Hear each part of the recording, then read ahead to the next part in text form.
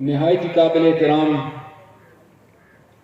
जो आपके मुख्तलिफ फोरम्स के इलेक्टेड रिप्रेजेंटेटिव्स हैं, डिस्ट्रिक्ट बार के, पख्तूनख्वा बार काउंसिल के, सुप्रीम कोर्ट बार एसोसिएशन के, उन्होंने बात की और उनके बाद तो मुनासिब नहीं था कि मैं बात करता, लेकिन बाहर मुझे मौका दिया गया है। तो सबसे पहले तो मर्दान और सवादी के अलावा जितने भी मौजूद मेहमान यहां पर तशरीफ लाए हैं, चाहे वो इस्लामाबाद से आए हो, चाहे वो हजारा से आए हो, जिस इलाके से भी आए हो, मैं सवादी आमद पर आपको खुशामदीद कहता हूं और आप सबका शुक्रिया अदा करता हूं कि आप आज सवादी तशरीफ लाए हैं इस फंक्शन में। अहमद फारूक खान मेरे भाई हैं और उनसे एक बड़ा करीबी रिश्ता है। उन्होंने बात की कि मैंने अपने दौरे हुकूमत में पख्तूनख्वा बार काउंसिल के लिए जमीन अलॉट की थी और फिर उस पर एक बिल्डिंग तामीर की गई। और मैं अक्सर एम्बैरेस फील करता हूं जब वो बार बार इस बात का जिक्र करते हैं हर फोरम पर, यह उनका बड़ापन है। लेकिन जो बात मैंने उस वक्त कही थी वो आज फिर मैं दोहराऊंगा। आपके लिए वो जमीन और वो बिल्डिंग, वो आप पर एहसान नहीं था, बल्कि वो गवर्नमेंट ऑफ द डे का फर्ज था। और फर्ज इसलिए था कि 2008 के इलेक्शन से पहले पाकिस्तान में एक मिलिट्री डिक्टेटर थे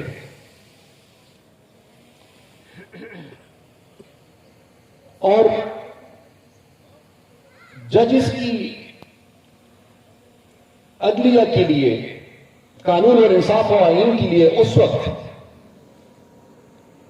अब वो इस दुनिया में नहीं रहे तो उनके हवाले से कोई मुनासिब बात या रिमार्क देना मैं मुनासिब नहीं समझता, लेकिन ये एक हकीकत है कि उस वक्त आप सबने एक तहरीक शुरू की। पाकिस्तान के तमाम वकला ने एक तहरीक शुरू की और उनके बारे में तासुर यह था कि उनको कमजोर करना नामुमकिन काम है। लेकिन ये क्रेडिट वकला को जाता है कि अगर 2008 के इलेक्शंस में पॉलिटिकल पार्टीज को दोबारा कमबैक का मौका मिला और किसी हद तक मुल्क में जमहूरी निजाम दोबारा बहाल हुआ, तो उसका क्रेडिट पॉलिटिकल पार्टीज को कम जाता है और उसका क्रेडिट वकला बिरादरी को ज्यादा जाता है। ये आपकी तहरीक के नतीजे में उस वक्त हुआ था। तो इसीलिए जिसकी भी हुकूमत थी उनका यह फर्ज था कि कम से कम आपकी तहरीक के नतीजे में जो पाकिस्तान का पॉलिटिकल लैंडस्केप बदल गया था, कम से कम जो आपकी बुनियादी और जायज जरूरियात थी उनको पूरा किया जाता है। एंड सेकेंडली, किसी भी पार्टी की हुकूमत हो, कोई भी पॉलिटिकल पार्टी हो, लेकिन अगर माशरे में इंसाफ नहीं होगा और इंसाफ दस्तयाब नहीं होगा तो कोई भी हुकूमत, कोई भी पॉलिटिकल सिस्टम, कोई भी जमहूरियत सर्वाइव नहीं कर सकती। और इंसाफ के निजाम को इंश्योर करने के लिए बार और बेंच जरूरी है। तो उस हवाले से भी आपके जायज मुतालबात को पूरा करना वो मेरा फर्ज था। और पता नहीं जिंदगी में दोबारा मौका मिले या ना मिले, लेकिन अगर दोबारा मौका मिले तो मैं आज से कहता हूं कि मैं कोशिश करूंगा कि दोबारा उससे भी ज्यादा कर सकूं वकला के लिए जितना पिछले 5 सालों में हमने किया था। और फिर आपका शुक्रिया इसलिए अदा करना चाहता हूं कि जब वो बिल्डिंग कंप्लीट हुई तो उस वक्त I was not in office, मोहतरम परवेज खटक साहब चीफ मिनिस्टर थे। लेकिन ये आपका बड़ापन था, ये आप सबका बड़ापन था कि आपने सिटिंग चीफ मिनिस्टर को इनॉग्रेशन के लिए नहीं बुलाया, आपने एक फॉर्मर चीफ मिनिस्टर को इनॉग्रेशन के लिए बुलाया। ये मेरे ख्याल से और कोई नहीं कर सकता था, क्योंकि मेरे और बहुत सारे प्रोजेक्ट्स थे जिनकी इनॉग्रेशन मेरी हुकूमत खत्म होने के बाद हुई, लेकिन सिर्फ आप थे जिन्होंने मुझे बुलाया, आप थे जिन्होंने मुझे वो इज्जत दी। और मुझे आज भी वो दिन याद है और मुझे सारी जिंदगी वो दिन और वो लम्हा याद रहेगा इंशाअल्लाह। यहां पर सवाबी बार की नुमाइंदगी भी है। मेरे पास मेरे भाई आए कि जी आपने यहां पर सवाबी बार के लिए जमीन ली थी, आपने ग्रांट दिया था।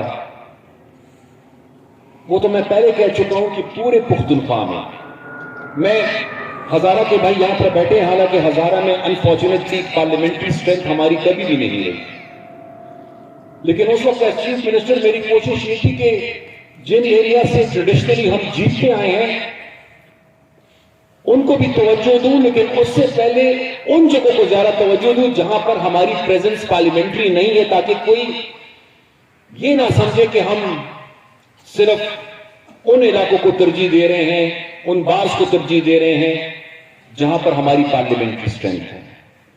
अहमद फारूक साहब ने भी बात की कि जी हुकूमत ने बार काउंसिल के इंतखाबात के मौके पर ग्रांट्स दिए थे। मैं तो सिर्फ मौजूदा हुकूमत को ये राय दे सकता हूं, मशवरा दे सकता हूं। काम है गवर्नमेंट का कि वो ग्रांट्स दे, आपको सपोर्ट करें, लेकिन उसका टाइमिंग का जरा सोचना उनको चाहिए। टाइमिंग का सोचना चाहिए ताकि वो ग्रांट्स, वो सपोर्ट कंट्रोवर्शियल ना हो। अनफॉर्चुनेटली मेरे ख्याल से जो उन्होंने किया वो किसी हद तक इस टाइमिंग की वजह से वो कंट्रोवर्शियल हो गए। सदर साहब ने एक बात की और मैं यही चाहूंगा कि मैं उस पर बात करूं आपसे। उन्होंने ये कहा कि अभी रिसेंटली जो बार काउंसिल के इलेक्शंस हुए थे उसमें आप सब you are not on the same page. Obviously जमहूरियत है, आपने डिफरेंट कैंडिडेट्स को सपोर्ट किया, इंडिपेंडेंट कैंडिडेट्स थे, पॉलिटिकल पार्टी के बैक्ड कैंडिडेट्स थे, तो ऑब्वियसली, लेकिन ये कि उसके बाद आप उन डिविजन्स को रहने नहीं देते। वो डिविजन्स वोट और बैलेट बॉक्स तक रहती हैं, और जब वो वोट का प्रोसेस मुकम्मल हो जाता है तो उसके बाद आप कोशिश करते हैं कि वो डिविजन्स ना रहे। मेरे ख्याल से दिस इज द स्पिरिट, इसी की हमें जरूरत है। और मेरे ख्याल से शायद पाकिस्तान की सियासी जमातों को और पॉलिटिकल लीडरशिप को आपसे सीखने की जरूरत है, क्योंकि हम तो एक दूसरे को माफ ही नहीं करते। इलेक्शंस की तलखियां, इलेक्शंस की डिविजन्स, वो इख्तिलाफात, वो चाहे 2 साल बाद इलेक्शन हो रहे हो, 3 साल बाद हो रहे हो, 5 साल बाद हो रहे हो, हम वो इख्तिलाफात खत्म नहीं करते, बल्कि वक्त के साथ साथ वो इख्तिलाफात बढ़ते जाते हैं। और उसके 2 नुकसान होते हैं। पहला नुकसान ये होता है कि तलखियां बढ़ती जाती हैं। जब तलखियां बढ़ती हैं तो आपका एक वर्किंग रिलेशनशिप डेवलप नहीं होता। जब आपका वर्किंग रिलेशनशिप डेवलप नहीं होता तो आप एक कॉमन एजेंडा पे मुत्तफिक नहीं हो सकते। जब आप एक मिनिमम कॉमन एजेंडा पे मुत्तफिक नहीं हो सकते तो आप मुल्क को आगे लेके नहीं जा सकते। मैंने 1991 में सियासत के मैदान में कदम रखा और ये 2025 खत्म होने को है।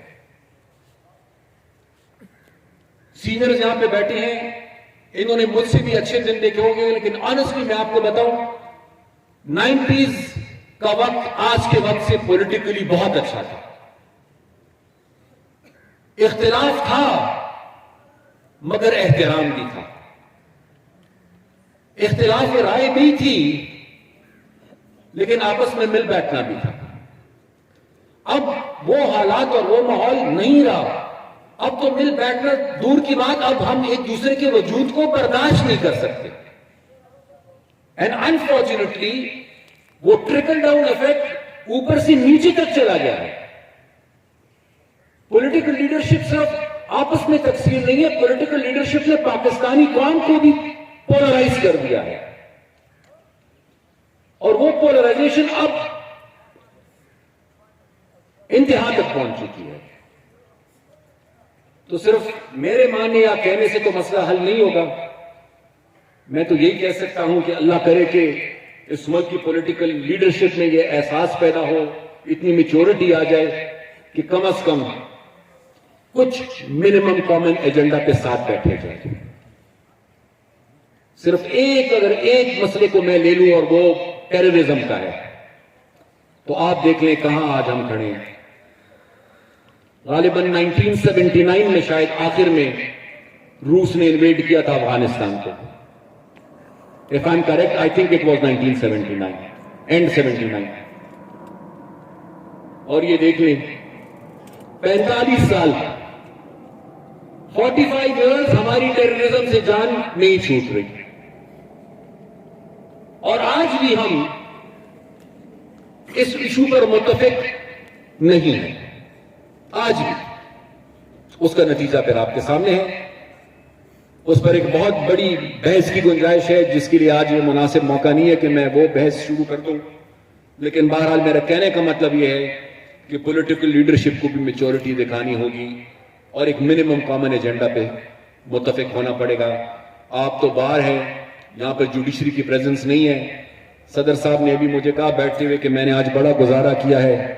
अब पता नहीं कि आपकी वजह से गुजारा किया है या मेरी वजह से गुजारा किया, लेकिन उन्होंने कहा कि मैं अदलिया को बड़ा खींचता हूं, लेकिन आज मैंने ज्यादा नहीं कुछ कहा। तो आपकी बात ठीक है सदर साहब, गलतियां सबसे हुई हैं। गलतियां पॉलिटिकल लीडरशिप से भी हुई है, गलतियां एस्टैब्लिशमेंट से भी हुई हैं, गलतियां जुडिशरी से भी हुई है और शायद आपसे भी कभी हुई होगी गलतियां। लेकिन प्रॉब्लम यह है कि नंबर 1 हम अपनी गलतियों को मानते नहीं है। सेकेंड इशू यह कि हम मानते हैं लेकिन फिर हम उनसे सीखते नहीं है। जिस दिन हमने अपनी गलतियों को माना सबने और उससे सीखना हमने शुरू किया, शायद हम बेहतरी की तरफ बढ़ने लगे। क्योंकि आजकल बहस बहुत जारी है कि जी independence of judiciary, independence of judiciary. मैंने कुछ दिन पहले भी ये बात की थी और मैं आज भी कहता हूं कि martial law, different martial laws ने भी इंडिपेंडेंस ऑफ जुडिशरी को मुतासिर किया, नो डाउट अबाउट दैट। कभी कभार शायद लेजिस्लेशन भी ऐसी होगी कि उसने भी जुडिशरी को किया होगा अंडरमाइन। लेकिन इशू यह है कि हम हमेशा एक्सट्रीम्स पे जाते हैं, हमेशा। और मेरा यह मानना है, शायद मैं गलत हूं और कोई मैं इससे इत्तेफाक नहीं करता तो मैं पहले से माजरत कर लेता हूं। मेरे ख्याल से सबसे ज्यादा नुकसान अगर जुडिशरी की इंडिपेंडेंस को किसी चीज ने पहुंचाया है तो वो जुडिशियल एक्टिविज्म ने पहुंचाया है। जुडिशियल एक्टिविज्म ने सबसे ज्यादा नुकसान पहुंचाया।